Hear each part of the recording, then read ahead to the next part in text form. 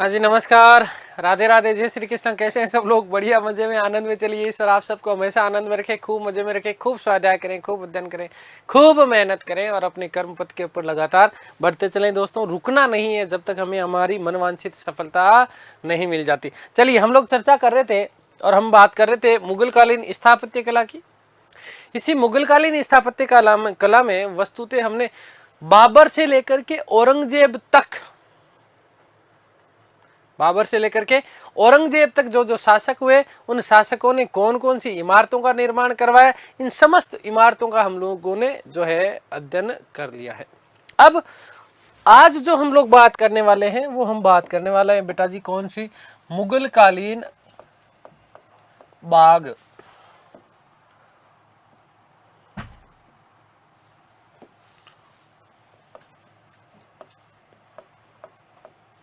मुगल कालीन बाग।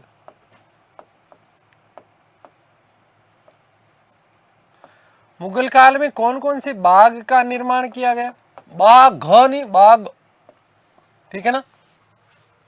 कौन कौन से बाग, ठीक है ना? तो इनकी बात करने वाले हम लोग, ठीक है ना? एक तो ध्यान रखना कि मुगल काल के जो बाग थे ना, वो चार बाग पद्धति के आधार पर। कौन से? चार बाग पद्धति। और वस्तुतः ये जो चार बाग पद्धति थी, मैंने आपको पहली क्लास में मैंने आपको बताया था कि किस प्रकार से इस चार बाग पद्धति का निर्माण किया गया था। और चार बाग पद्धति का जो जनक कहलाता है वो कहलाता है बाबर। कौन कहलाता है? बाबर, ठीक है ना? तो मुगल कालीन बाग, पहली बात कि मुगल कालीन बाग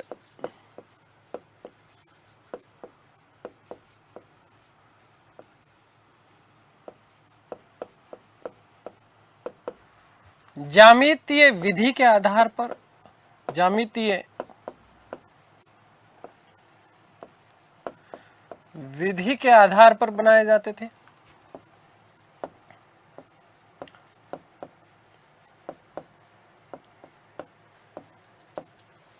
पर विकसित थे, ठीक है, पर विकसित थे। वस्तुतः चार बाग पद्धति का प्रयोग किया जाता था। चार बाग पद्धति का प्रयोग किया जाता था।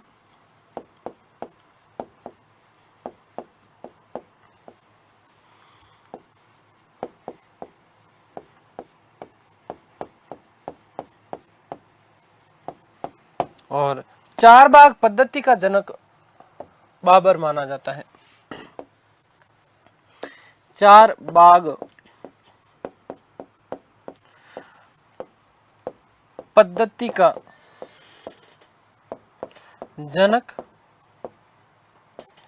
बाबर माना जाता है।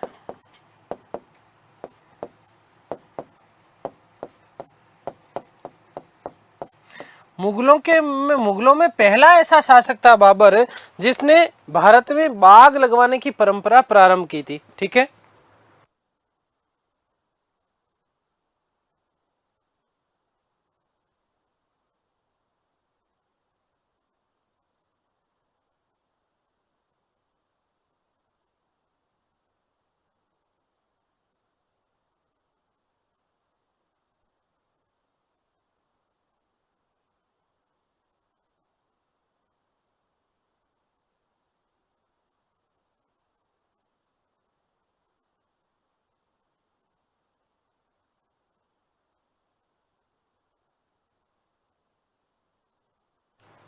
ठीक है, तो चार बाग पद्धति का मतलब मैंने आपको बताया।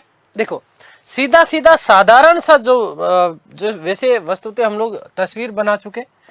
एक बाग ये इस प्रकार से यहां पर, ठीक है, ये पूरा का पूरा रास्ता यहां पर, ठीक है। एक बाग यहां पर, दो बाग, फिर एक बाग यहां पर, तीन बाग, एक बाग यहां पर, और बीच वाला ये जो क्षेत्र होता था यहां पर क्या, फंवारा वगैरह इस प्रकार की चीजें लगाई जाती थी, ठीक है ना। तो चार बाग पद्धति का जनक कौन है? वस्तुतः याद रखना, बाबर है। कौन है? बाबर है। अब देखो, यहां से प्रश्न आते हैं बेटा कुछ महत्वपूर्ण,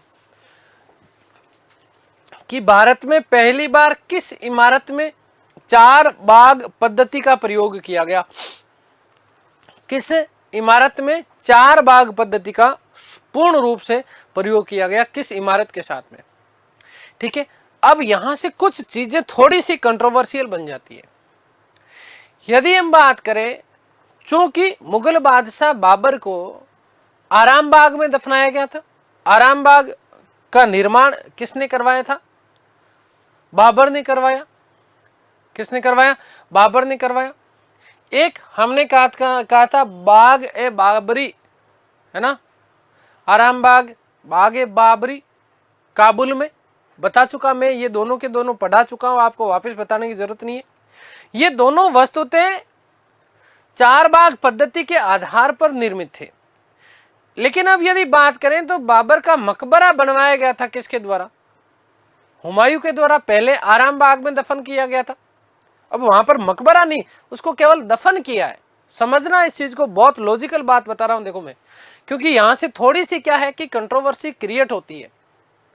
वस्तुतः दफनाया गया था आराम बाग में, बाद में हुमायूं ने उसको जो है कहा बाग ए बाबुर काबुल, बाग ए बाबर जो कि बाग ए बाबरी जो कि काबुल में स्थित था, वहां पर उसको दफना दिया गया, वहां पर उसके मकबरे का निर्माण वस्तुतः करवाया गया था।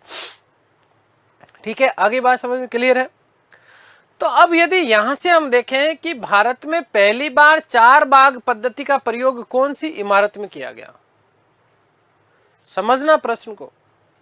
तो जब अकबर के काल में हुमायूं का मकबरा बना, अकबर के काल में हुमायूं का जब मकबरा बनाया गया था, अकबर के काल की प्रथम इमारत मानी जाती है। इसी हुमायूं के मकबरे में वस्तुतः चार बाग पद्धति का प्रयोग किया गया पूर्ण रूपेण इमारत के साथ में।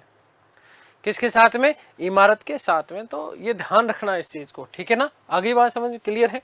तो ये आपको मैंने आपको बताया कि चार बाग पद्धति, ठीक है। यहां से आपको किसी भी प्रकार का अब कोई डाउट नहीं होना चाहिए। अब एक तरफ तो मैं जो है बाग के नाम लिख रहा हूं और सामने जो है उसके शासकों के नाम मैं आपको जो है लिख दूंगा, ठीक है। नंबर 1,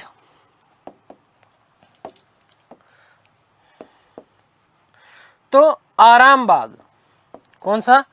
आराम बाग।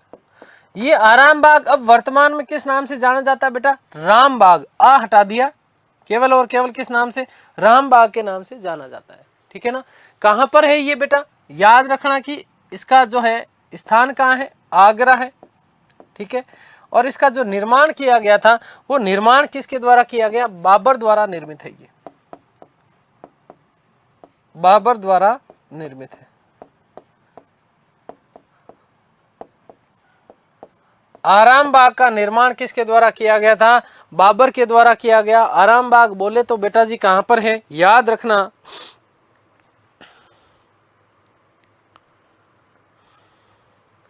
कि आगरा में है। निर्माण किसके द्वारा किया गया था? बाबर के द्वारा किया गया। मुगल कालीन जो बाग थे वो ज्यामिति विधि के आधार पर विकसित होते थे। चार बाग पद्धति का प्रयोग किया जाता था। चार बाग पद्धति का जनक बाबर को माना जाता है।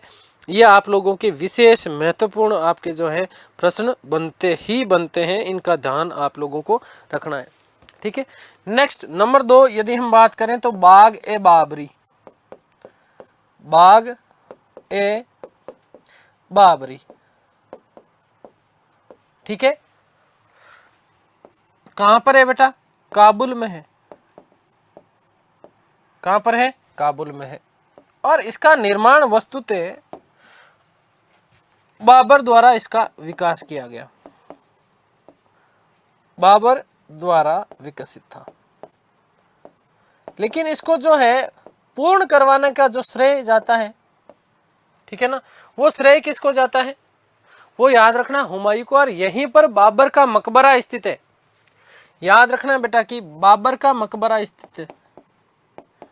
बाबर का मकबरा स्थित है।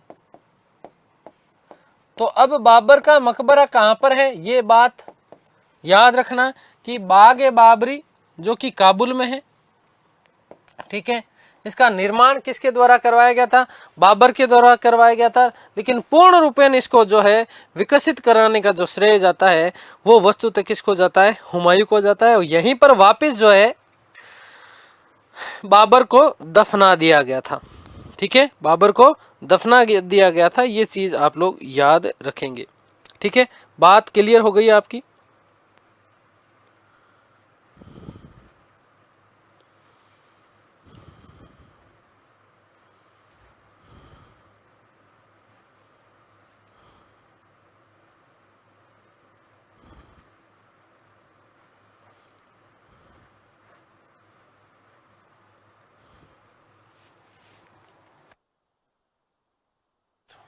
ठीक है, आगे बढ़ते हैं हम लोग।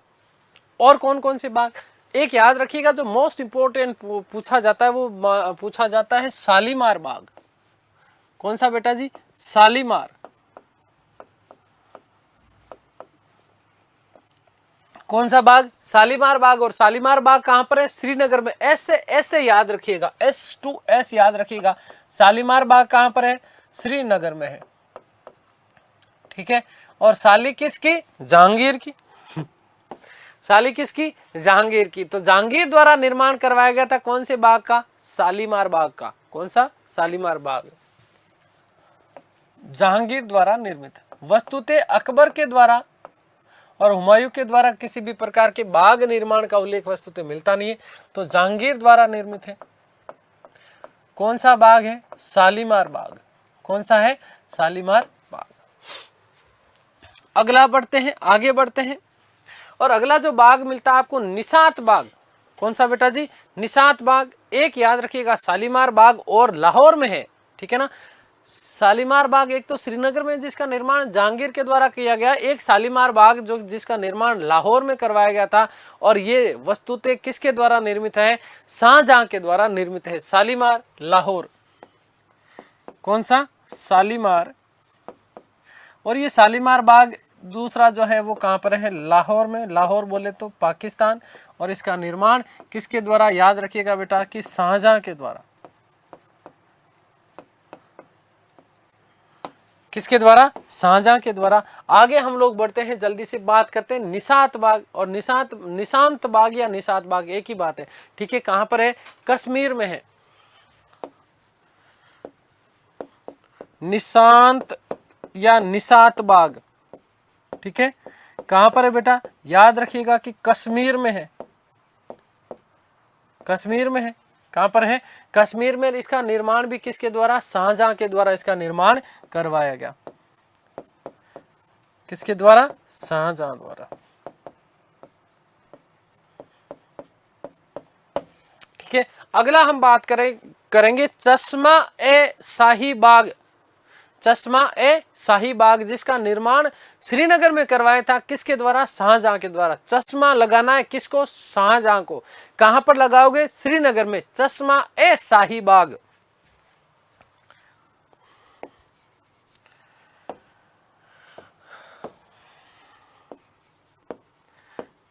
चश्मा ए शाही बाग ये आपका कहां पर है बेटा? श्रीनगर में है। याद रखिएगा कहां पर है? श्रीनगर में। और इसका निर्माण जो करवाया गया था वो किसके द्वारा करवाया गया था? शाहजहां के द्वारा। किसके द्वारा? शाहजहां के द्वारा इसका निर्माण करवाया गया था। ठीक है, अगला नेक्स्ट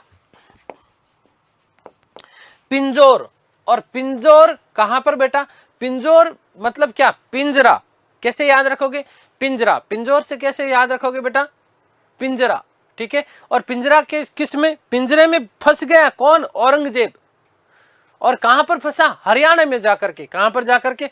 हरियाणा में जाके। तो पिंजौर बाग कहां है आपका? हरियाणा में है। और इसका निर्माण किसके द्वारा करवाया गया था? औरंगजेब के द्वारा। पिंजौर बाग। पिंजौर बाग कौन सा है बेटा जी? पिंजौर बाग। और पिंजौर बाग बेटा याद रखेंगे कहां पर है? हरियाणा में है। कहां पर है? हरियाणा में है। और इसका निर्माण किसके द्वारा करवाया गया? औरंगजेब के द्वारा।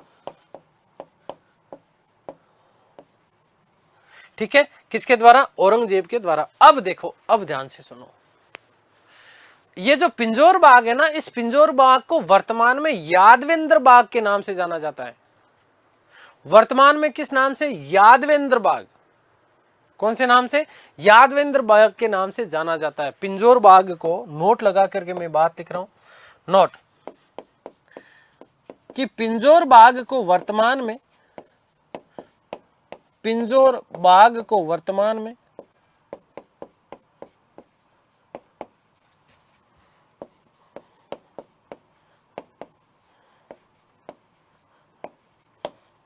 यादवेंद्र,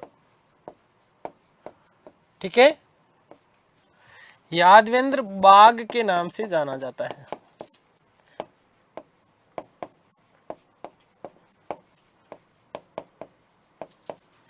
जाना जाता है,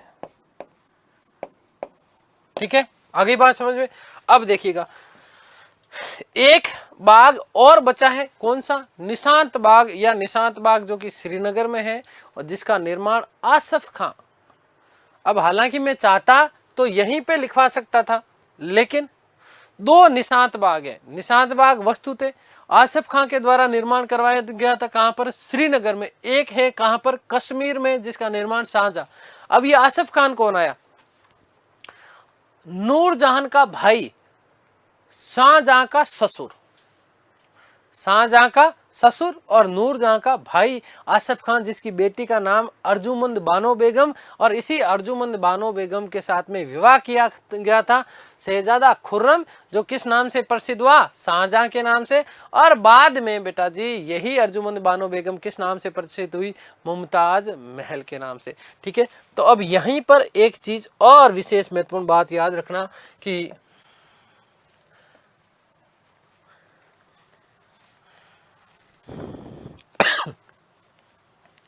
नूरजहां के भाई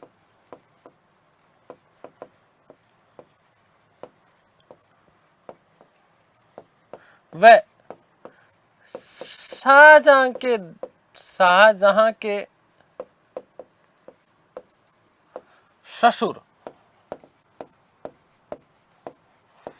आसफ खान ने,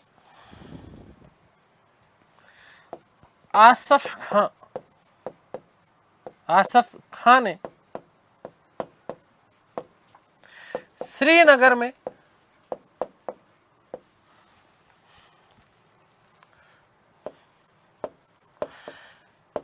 निशांत बाग का निर्माण करवाया।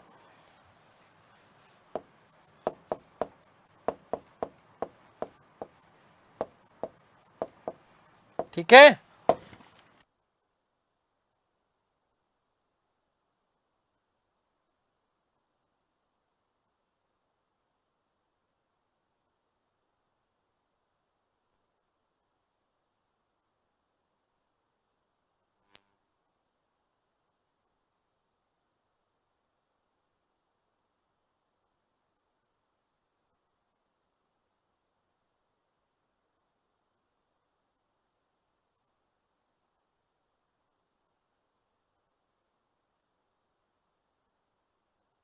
ठीक है।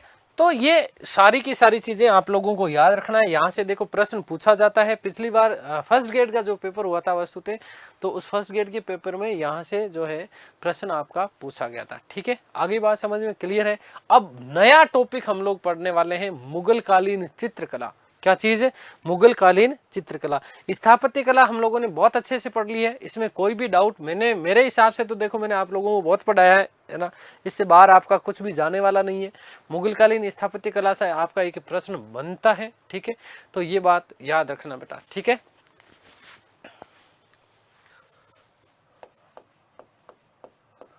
मुगल कालीन चित्रकला।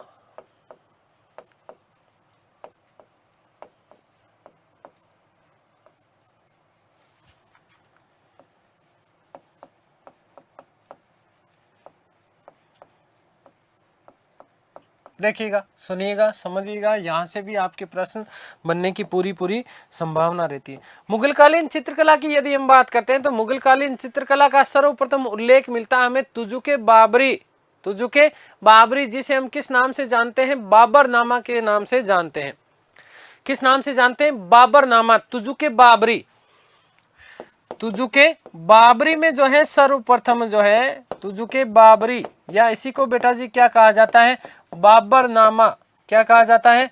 बाबरनामा इसको कहा जाता है। इसमें सर्वप्रथम हमें उल्लेख मिलता है, और उल्लेख मिलता है केवल और केवल एकमात्र चित्रकार जिसका नाम मिलता है बीहजाद।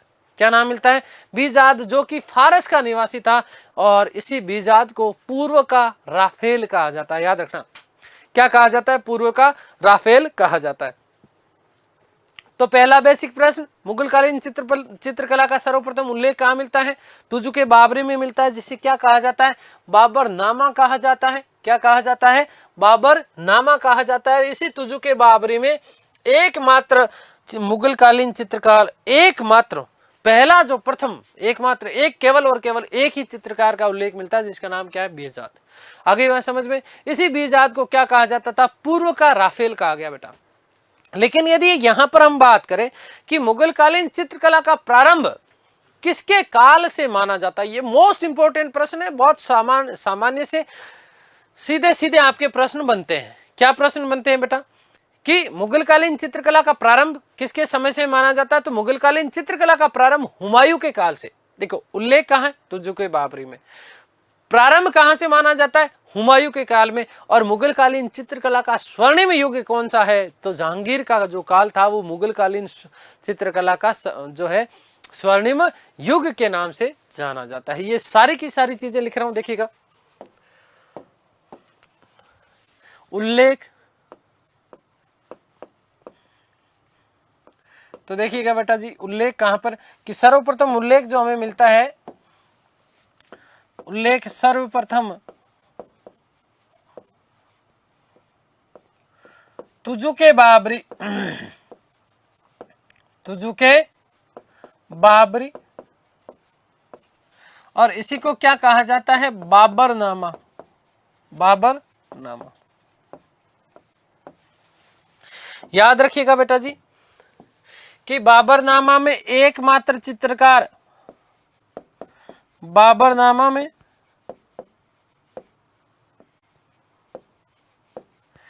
एकमात्र चित्रकार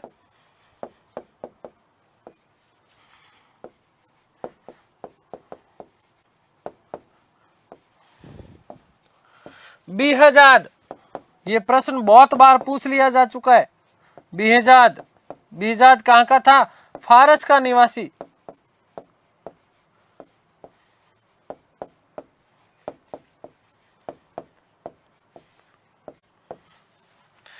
का उल्लेख मिलता है।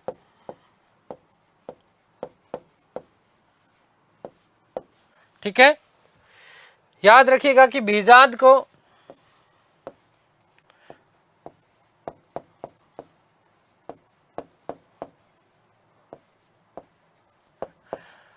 पूर्व का राफेल कहा जाता है।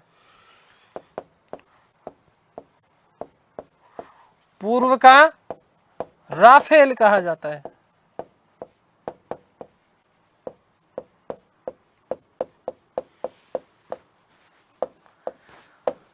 पूर्व का राफेल किसको कहा जाता है? बीजाद को कहा जाता है। याद रखना, ये मोस्ट इंपोर्टेंट प्रश्न आपका बन जाता है बेटा। ठीक है,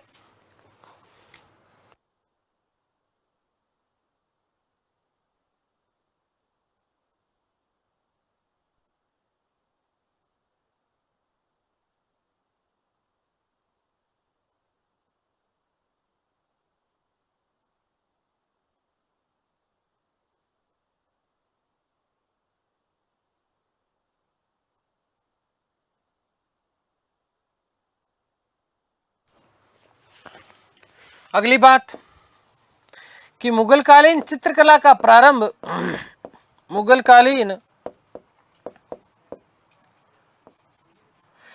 चित्रकला का प्रारंभ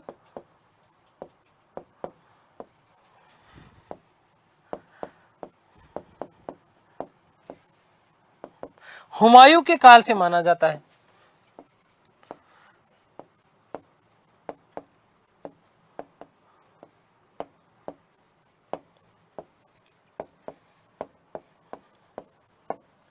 और नेक्स्ट बात कि मुगल कालीन चित्रकला का स्वर्णिम युग जहांगीर का काल, मोस्ट इंपोर्टेंट प्रश्न बेटा जी, कि जहांगीर का काल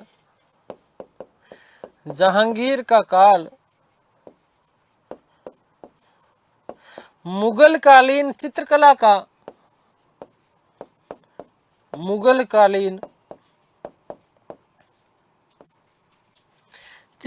का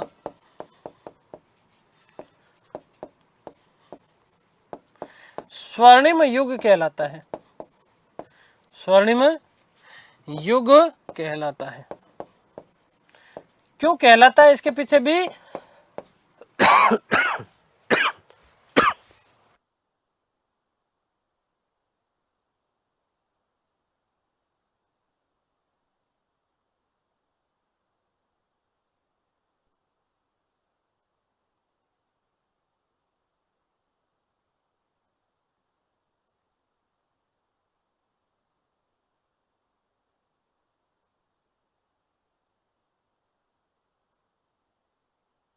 देखो, इसके पीछे सबसे बड़ा कारण माना जाता है, क्या कारण माना जाता है, ऐसा कहा जाता है कि जहांगीर का जो काल था वो बड़ा, जहांगीर स्वयं जो था ये बहुत महान चित्रकार हुआ करता था, बहुत महान चित्रकार हुआ करता था। और इसके सामने जहांगीर के सम्मुख यदि कोई एक चित्र बना दिया जाए और उस चित्र को अलग अलग चित्रकारों ने चाहे बनाया हो, तो जहांगीर कहता था कि यदि किसी एक ही चित्र को अनेक चित्रकारों ने मिलकर के यदि बनाया है, तो भी मैं उस चित्र को देख करके उसके प्रत्येक भाग को किस चित्रकार के द्वारा बनाया गया है ये भी मैं बता सकता हूं। तो ये बात याद रखिएगा, इतना खुद महान चित्रकार था कौन, जहांगीर, और इसीलिए जहांगीर का जो काल था वो मुगल कालीन चित्रकला का स्वर्णिम युग कहलाता है। ये मोस्ट इंपोर्टेंट प्रश्न आपका बनता है।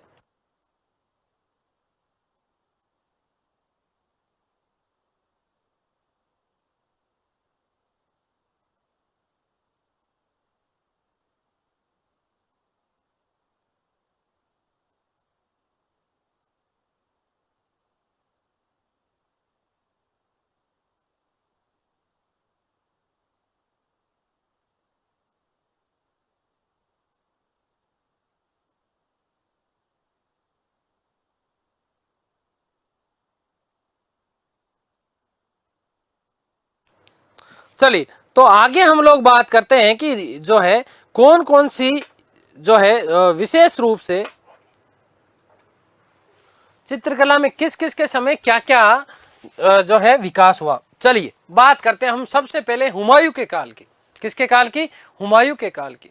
तो देखो, हुमायूं का जो निर्वासन काल था, और हुमायूं का निर्वासन काल क्यों, मैं कई बार आप लोगों को बता चुका कि शेरशाह सूरी ने कालिंजर के युद्ध में पराजित किया, बिलग्राम के युद्ध में पराजित किया, और इन दोनों के दोनों युद्धों में पराजित होने के बाद में जो है हुमायूं को भारत से भागने के लिए बाध्य होना पड़ा।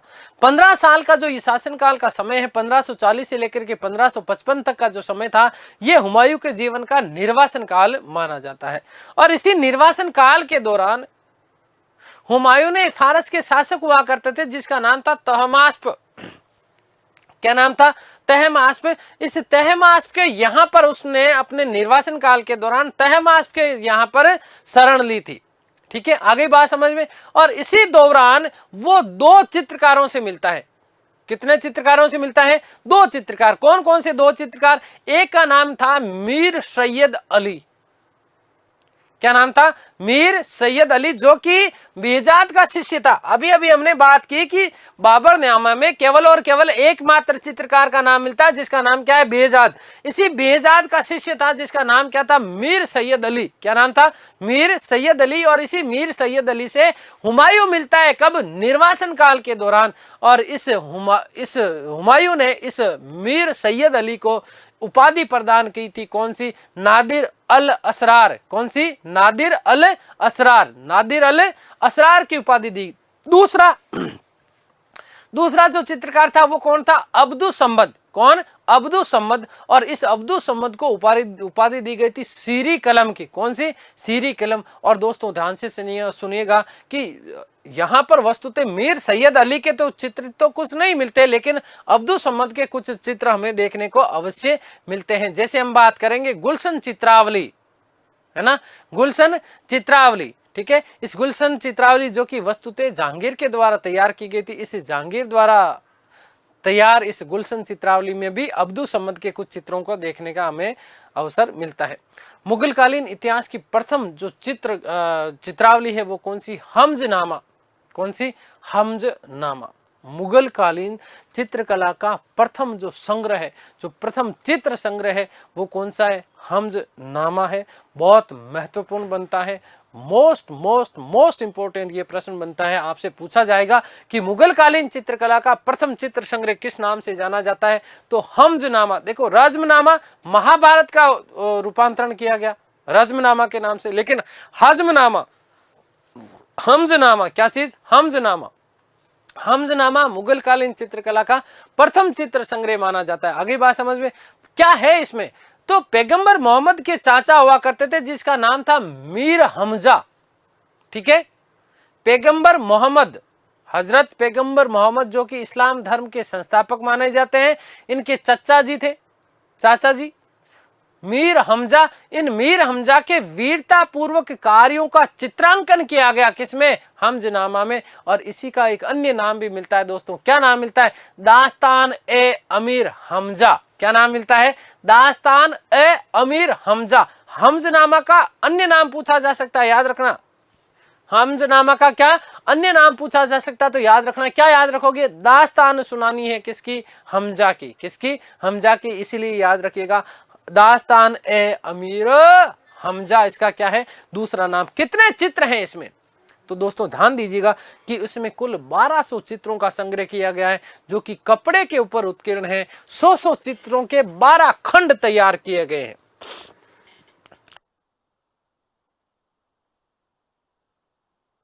आगे बात समझ में क्लियर है? तो 12 कुल खंड हुए, है ना। इन 12 खंडों में मतलब एक खंड में कितने हैं? 100 चित्र हैं। तो 12, 100 इंटू 12 कितने हो गए? टोटल 1200 हो गए। कितने हो गए? 12 खंड है। इसके आगे बात समझ में कौन सी भाषा में है? तो फारसी भाषा में है। कौन सी भाषा में है? फारसी भाषा में। अब ये वस्तुतः हमजनामा है क्या?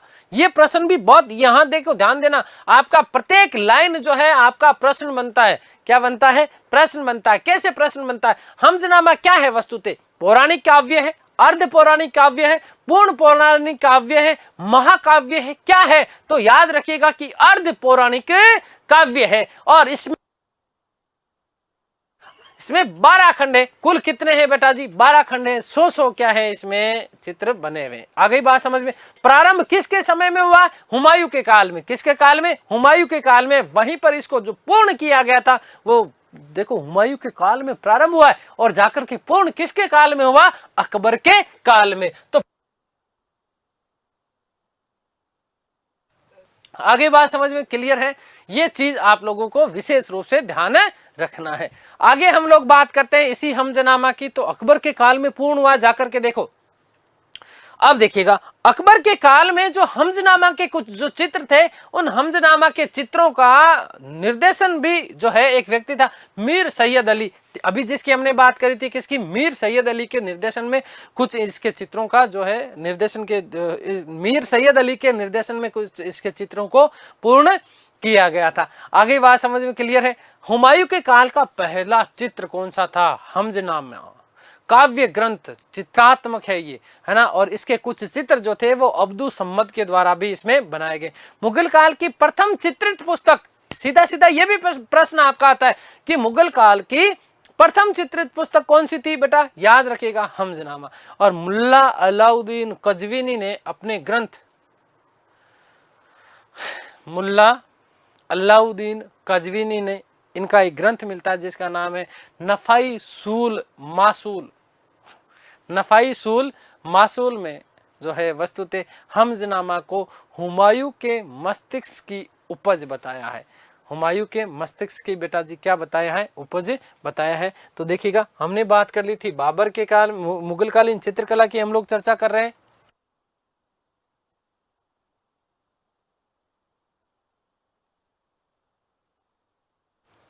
ठीक है, तो इसमें ध्यान रखना कि सर्वप्रथम उल्लेख बाबरनामा में मिलता है। बाबरनामा में केवल एक चित्रकार का उल्लेख मिलता है। प्रारंभ कब, किसके काल में, हुमायूं के काल में। कौन सा पहला चित्रित ग्रंथ था, हमजनामा, मैं आप लोगों को बता चुका हूं। मोस्ट इंपोर्टेंट आपका प्रश्न बनता है बेटा। चलिए बात करते हैं हम लोग हुमायूं।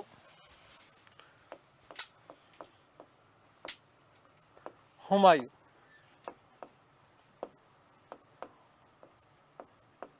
देखिएगा, ईमानदारी से यदि ढंग से पढ़ोगे तो एक भी प्रश्न आपका बाहर जाने नहीं दूंगा। चाहे मेरी गारंटी है, चाहे आरएस दे देना, आईएएस दे देना, यूजीसी नेट दे देना, चाहे कुछ भी दे देना, फर्स्ट ग्रेड दे देना, सेकंड ग्रेड, थर्ड ग्रेड, जो भी है, पटवार, ये वो ऐसे वैसे, लेकिन ईमानदारी से पढ़ना पड़ेगा, आराम से पढ़ना पड़ेगा, मस्ती से, बिना किसी टेंशन के। ठीक है, आगे बात समझ। देखिएगा निर्वासन काल के दौरान,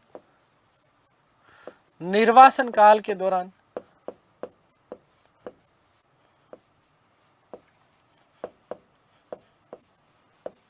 1540 से 1555 के दौरान जब हुमायूं ने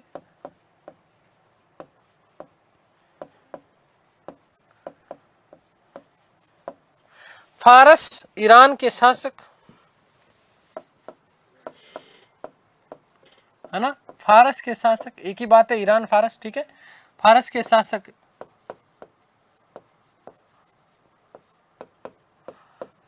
तहमास्प के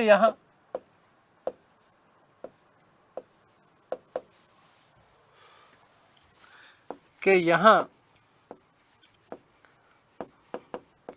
शरण ली।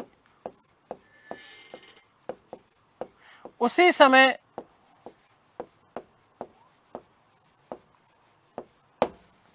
हुमायूं पहली बार दो चित्रकारों से मिला, दो चित्रकारों से मिला।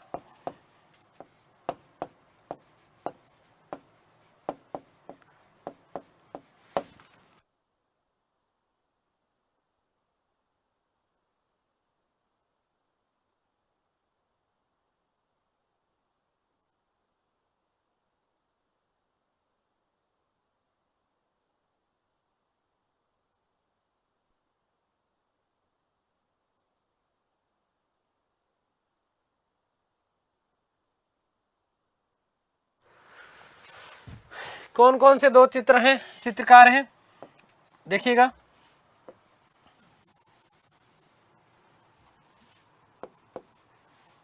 मीर सैयद अली, मीर सैयद अली पहला व्यक्ति है। नंबर 2 अब्दुसम्मद, अब्दुसम्मद बेटा मोस्ट इंपोर्टेंट प्रश्न बनते हैं अब्दुसम्मद से, ठीक है, जिसे अकबर के द्वारा सीरे कलम की उपाधि दी गई थी वस्तुतः, है ना। तो यहीं पर मैं इनकी उपाधियां लिख रहा हूं, क्योंकि ध्यान देना हुमायूं को तो ज्यादा फिर समय मिला ही नहीं था, ठीक है ना, निर्वासन काल में था, केवल हमजनामा की अभी हम लोग चर्चा कर चुके। तो ज्यादातर इन्होंने जो कार्य किया वस्तुतः किसके काल में, अकबर के काल में, ठीक है। अब ध्यान रखना बेटा, मीर सैयद अली की चर्चा करते हैं। तो मीर सैयद अली में याद रखना कि यह बेहजाद का शिष्य था, बेहजाद का क्या है, बेहजाद का शिष्य था, पहली बात। दूसरी बात क्या याद रखेंगे बेटा कि इसकी उपाधि ध्यान रखनी है आप लोगों को। क्या चीज है, उपाधि ध्यान रखनी है। इसकी उपाधि जो थी नादिर अल असरा उपाधि,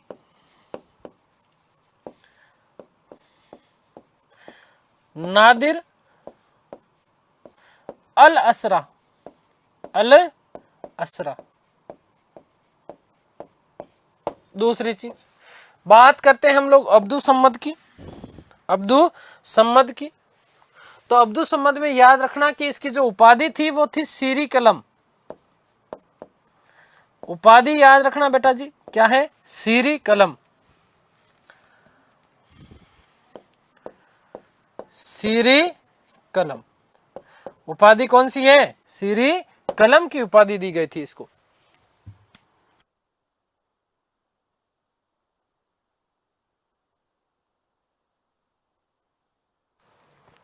मोस्ट इंपॉर्टेंट इसमें एक चीज और याद रखना कि इसके कुछ चित्र, इसके कुछ चित्र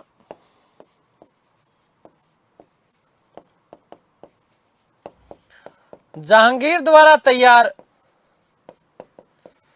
जहांगीर द्वारा तैयार गुलशन चित्रावली में भी मिलते हैं। तैयार गुलशन चित्रावली,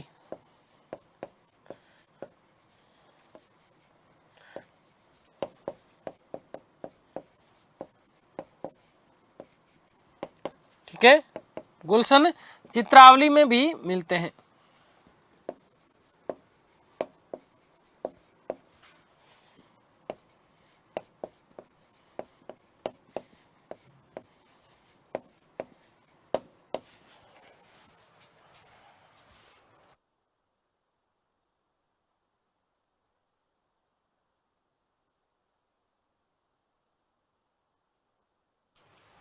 चलिए अगली मोस्ट इंपॉर्टेंट बात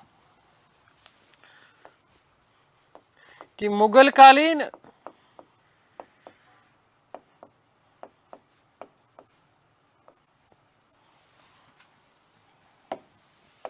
सीधे सीधे बात कर लेते हैं हम लोग। हम बात कर रहे हैं बेटा हमजनामा की। किसकी? हमजनामा। मुगल कालीन इतिहास की प्रथम चित्रावली मानी जाती है क्या? हमजनामा। हमजनामा, ठीक है।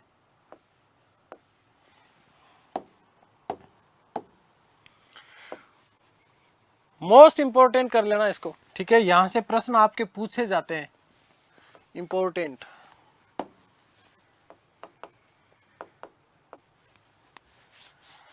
तो मुगल कालीन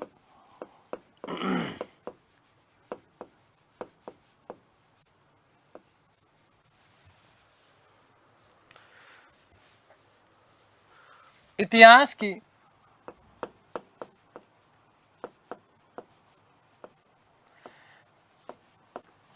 प्रथम चित्रावली थी,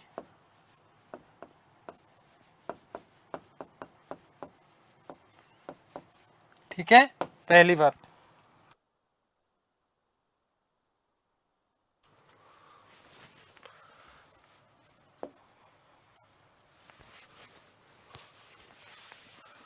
मुगल चित्रकला का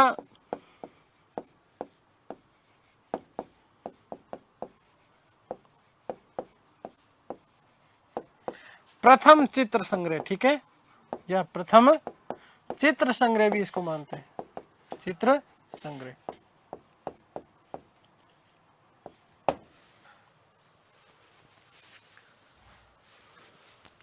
क्या है वस्तुतः?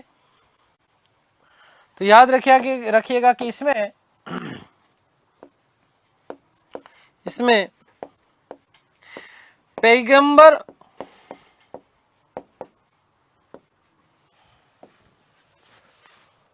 मोहम्मद के चाचा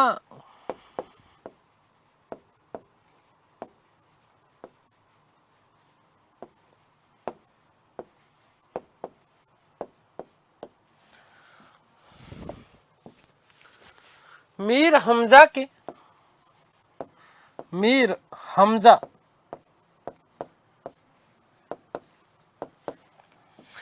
वीरता पूर्वक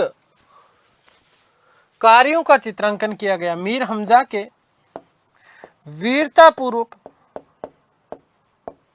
वीरतापूर्ण लिख दूं मैं, कार्यों का चित्रांकन किया गया है, कार्यों का चित्रांकन है।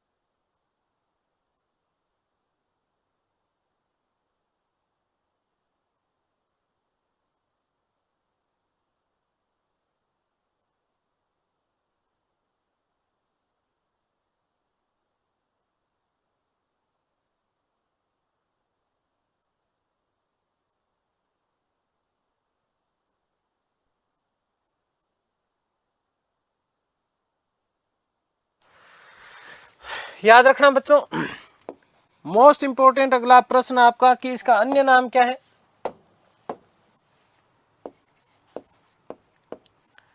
अन्य नाम पूछा जाता है ये परीक्षा में। तो देखो वीरता, मैंने कहा ना कि मीर हमजा के वीरतापूर्व कार्यों का जो है चित्रांकन किया गया है। तो दास्तान बताइए कि किस प्रकार से उनके वीरतापूर्व कार्यों का चित्रांकन किया गया, चित्र बनाया गया। तो उनकी एक पूरी की पूरी दास्तान बताइए। तो याद रखिएगा कि इसी से कि दास्तान ए अमीर हमजा, दास्तान ए अमीर हमजा अन्य नाम आपसे पूछा जाता है परीक्षा में। याद रखना, मोस्ट इंपोर्टेंट प्रश्न बनता है, दास्तान ए अमीर हमजा किस ग्रंथ का अन्य नाम है। तो बेटा याद रखिएगा, हमजनामा का अन्य नाम क्या मिलता है, दास्तान ए अमीर हमजा। कितने चित्र हैं,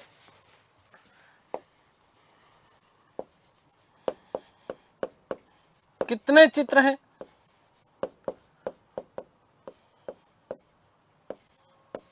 तो याद रखना है इसमें कुल 1200 चित्र हैं। कुल कितने, 1200 चित्र हैं जो कि कपड़े के ऊपर उत्कीर्ण है। 100 चित्रों के 12 खंड मिलते हैं, ठीक है। तो कुल 1200 चित्र, कुल 1200 चित्र हैं।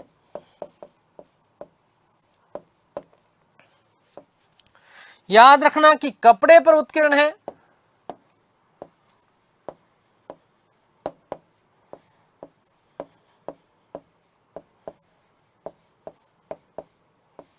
कपड़े पर उत्कीर्ण है। और मोस्ट बात याद रखना कि 100 चित्र हैं। कितने बेटा, 100 चित्रों के 12 खंड है। 100 चित्रों के 12 खंड है। 12 खंड है। खंड का मतलब एक तरीके से हम लोग अध्याय के रूप में भी ले सकते हैं, ठीक है ना। 100 का स्क्वायर मत कर देना तुम, हो नहीं तो मेरे गड़बड़ करवा दोगे, है ना। कई बार क्या होता है देखो, खैर कुछ ना। 100 चित्रों के 12 खंड है। एक चीज हमेशा दिमाग में रखा करो बेटा, है ना, जब भी पढ़ते हो, है ना। आप मेरे लिए बहुत प्रिय हैं, भाई बहन की तरह हैं। मैं आपसे उतना ही प्रेम करता हूँ जितना मैं मेरे छोटे भाई बहन से करूँ उतना, ठीक है। लेकिन एक चीज दिमाग में रखा करो कि सामने जब पढ़ाता है ना वो व्यक्ति भी इंसान ही होता है। तो मानवीय संवेदनाएं हमेशा रखनी चाहिए, ठीक है। गुरु के साथ में एक मानवीय संवेदना भी बेटा होनी चाहिए, ठीक है ना। चलिए खैर, तो 100 चित्रों के 12 खंडे, कितने खंडे? 12, कुल 100 इंटू 12 हो गए ना, कितने हो गए बेटा जी? 1200 हो गए। कितने हो गए? 1200 हो गए। अगला देखो, बात करते हैं इसकी भाषा की। तो भाषा क्या है? फारसी भाषा है, और फारसी भाषा में अर्ध पौराणिक काव्य है।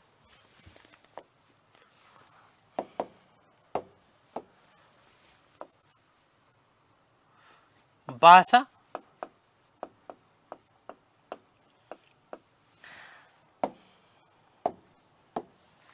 फारसी भाषा है, फारसी भाषा।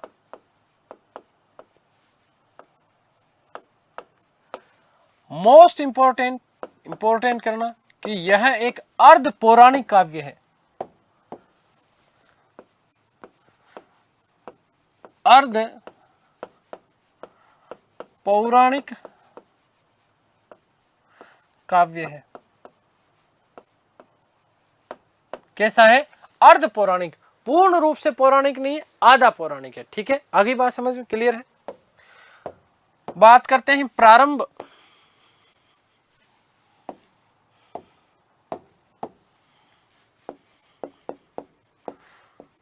प्रारंभ किसके समय हुआ बेटा? ध्यान रखना, हुमायूं के समय।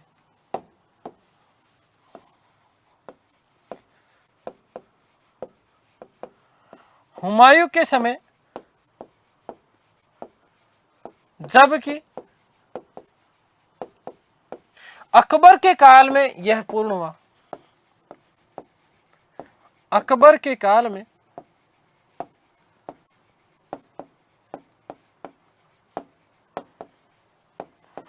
पूर्ण हुआ।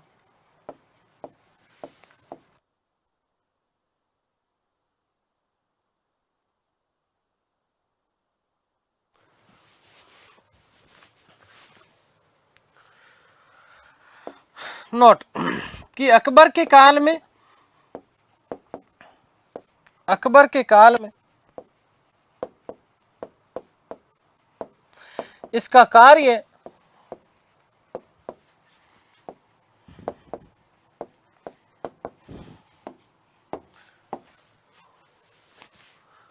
मीर सैयद अली के निर्देशन, मीर सैयद अली के निर्देशन में हुआ।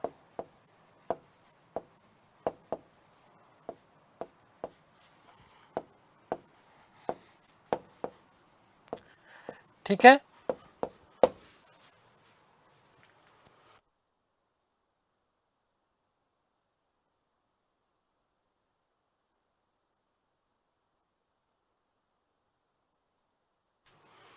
ठीक है।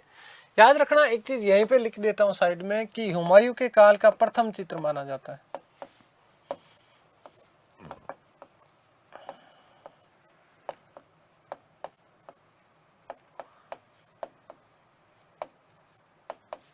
प्रथम चित्र, ठीक है। अब देखो ये, क्योंकि मैं ऐसा सोचता हूं कि कोई भी चीज आपके पीछे नहीं छूटे, फिर आप उससे पूछ लिया जाएगा हुमायूं काल के प्रथम चित्र कौन सा है? हमजनामा है। कौन सा है? हमजनामा। ठीक है, काव्य ग्रंथ है, चित्रात्मक है,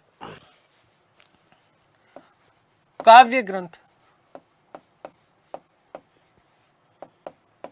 कैसा है? जो कि चित्रात्मक है। कैसा है बेटा? चित्रात्मक है, ये बात याद रखना, क्योंकि पीछे कुछ नहीं छूटना चाहिए। ठीक है, आगे बात समझ में। तो अकबर के काल में इसका कार्य मीर सैयद अली, ठीक है, इसके निर्देशन में पूरा हुआ, इसके निर्देशन में पूर्ण हुआ। और दूसरी चीज याद रखना कि कुछ चित्र अब्दुल सम्मद द्वारा भी बनाए गए हैं। कुछ चित्र अब्दुल सम्मद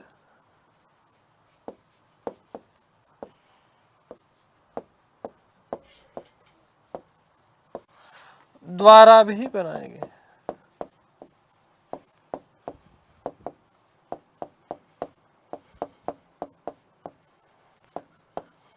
देखो मैं जो लाइन लिख रहा हूं ना, प्रत्येक लाइन आपके लिए परीक्षा में आने लायक है। ठीक है, मुगल काल की प्रथम चित्रित पुस्तक पूछ लेंगे आपसे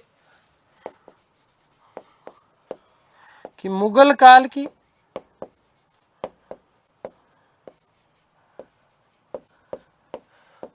प्रथम चित्रित पुस्तक, चित्रित पुस्तक मानी जाती है।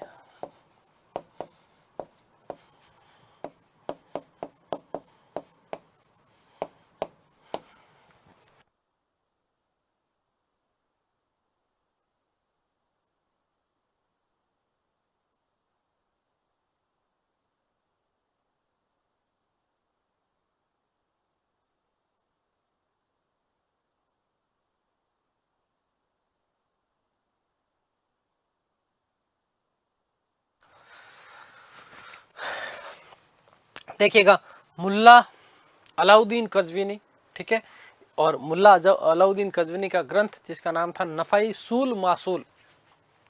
नोट, मुल्ला अलाउद्दीन कज़विनी ने मुल्ला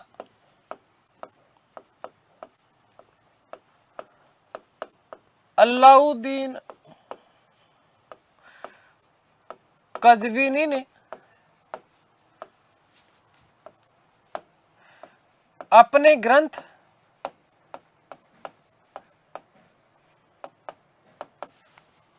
नफ़ाई सूल मासूल में, नफ़ाई सूल मासूल, नाम भी खतरनाक है तो इनका थोड़ा सा ध्यान रखना है ना, ठीक है। क्या है? नफ़ाई सूल मासूल, ठीक है, खतरनाक नाम है ना। चलिए ठीक है, नफ़ाई सूल मासूल में हमजनामा को, ये मोस्ट इंपोर्टेंट प्रश्न बनता है, कैसे बनता है अभी बताऊंगा। हमजनामा को हुमायूं के मस्तिष्क की उपज माना है, हुमायूं के मस्तिष्क की उपज माना है।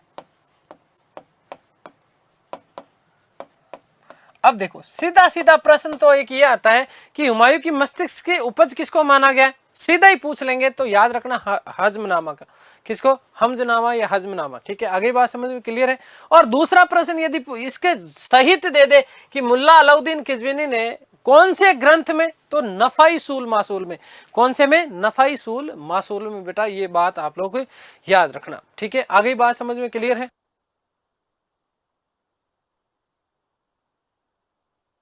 टाइम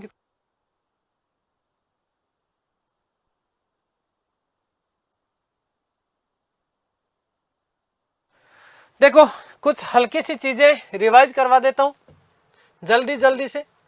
देखो बेटा ध्यान रखना कि मुगलकालीन बाग ज्यामितीय विधि के आधार पर विकसित है, हमने बात कर ली। 4 बाग पद्धति का प्रयोग किया जाता था। 4 बाग पद्धति का जनक बाबर, क्योंकि देखो समय 2 मिनट ही बचा है, तो क्योंकि अकबरकालीन चित्रकला के बारे में हमें बहुत विशेष अलग से पढ़ना है, ठीक है, तो हम लोग जो है हमारी अगली कक्षा में इस चीज को पढ़ पाएंगे, ठीक है। 4 बाग पद्धति का जनक बाबर माना जाता है। आराम बाग आगरा और बाग बाबरी काबुल, ठीक है, बाबर द्वारा विकसित है। वस्तुतः बाग बाबरी को पूर्ण करवाने का जो श्रेय हुमायूं को जाता है। हुमायूं ने कोई विशेष जीवन में अपने बाग लगवाए नहीं, अकबर ने भी नहीं लगवाए, ठीक है। बाबर का मकबरा कहाँ है? काबुल बाग। शालीमार बाग श्रीनगर जहांगीर, शालीमार लाहौर शाहजहां, निशांत बाग कश्मीर शाहजहां। याद रखना निशांत बाग श्रीनगर में जो है निर्माण करवाया था। कहां पर? ये बेटा निशांत बाग, देखो ये अच्छा काम हुआ, देखो वापस रिवाइज करवा रहा हूं, ठीक है, श्रीनगर में है ये आपका निशांत बाग कहां पर है? श्रीनगर में है बेटा, ठीक है। इसका जो है निर्माण करवाया था आसफ खान ने, श्रीनगर लिखा हुआ है, चलो ठीक है। आगे बात समझ क्लियर है, किसने करवाया था? आसफ खान ने, ठीक है। पिजोर बाग हरियाणा में है, औरंगजेब द्वारा निर्मित है। ये बहुत मोस्ट इंपोर्टेंट बनता है। इसका वर्तमान नाम यादवेंद्र बाग है। किस नाम से? यादवेंद्र बाग के नाम से जाना जाता है। मुगलकालीन चित्रकला का उल्लेख हमें सर्वप्रथम मिलता है तुजुके बाबरी में। ये प्रश्न 1000 बार पूछा जा चुका है कि तुजुके बाबरी में कौन से चित्रकार का नाम मिलता है। ये सबसे मोस्ट इंपोर्टेंट प्रश्न बनता है आपका ये, ठीक है। तुजुके बाबरी में कौन से चित्रकार का नाम मिलता है? तो याद रखना बीजाद का मिलता है, और बीजाद को पूर्व का राफेल कहा जाता है। फारस का निवासी हुआ करता था। मुगलकालीन चित्रकला का प्रारंभ हुमायूं के काल में हुआ है। जहांगीर का काल मुगलकालीन चित्रकला का स्वर्णिम युग कहलाता है। ठीक है, उसके बाद में हमने बात कर ली कि हुमायूं निर्वासन काल के दौरान दो चित्रकारों से मिलता है, एक तो मीर सैयद अली, ठीक है, बीजाद का शिष्य था, इसको उपाधि दी गई नादिर उल असरा। अब्दुल समद उपाधि क्या है इसकी? सीरी कलम। ये उपाधियां पूछी जाती है एग्जाम में, ठीक है, अब्दुल समद वाली तो आती है। टकसाल का अध्यक्ष बनाया गया था अकबर के द्वारा, किसको? अब्दुल समद को। इसके कुछ अब्दुल समद के जहांगीर के द्वारा जो है चित्रित गुलशन चित्रावली जहांगीर की है, ये याद रखना, गुलशन चित्रावली का रचना किसने की? तो जहांगीर ने। इसमें भी जो है इसके कुछ चित्रों का उल्लेख आपको मिलता है। आगे बात समझ में क्लियर है? हमजनामा के बारे में हमने बहुत अच्छे से जो है डिटेल में बात कर ली, एक एक चीज मैंने आपको समझा दी है। मुगलकालीन इतिहास की प्रथम चित्रावली बनाई जाती है, प्रथम चित्र संग्रह, इसी को प्रथम चित्रित ग्रंथ भी हम बोल सकते हैं, पुस्तक भी कह सकते हैं। क्या चीज है? पैगंबर मोहम्मद के चाचा मीर हमजा के वीरतापूर्व कार्यों का चित्रांकन किया गया। दास्तान अमीर हमजा इसका अन्य नाम है, और बाकी की सारी बातें भी हम लोग कर चुके हैं। तो उम्मीद करता हूँ सारी चीजें ये चीजें आप लोगों को समझ में आई होगी। ईश्वर से प्रार्थना करता हूँ कि आप सब स्वस्थ रहें, मस्त रहें, तंदुरुस्त, आह्लादित और प्रसन्नचित रहें। इस सृष्टि की संपूर्ण खुशियां आपको और आपके परिवार को मिलते हैं हमारी अगली कक्षा में। तब तक के लिए सभी को धन्यवाद, नमस्कार, थैंक यू सो मच।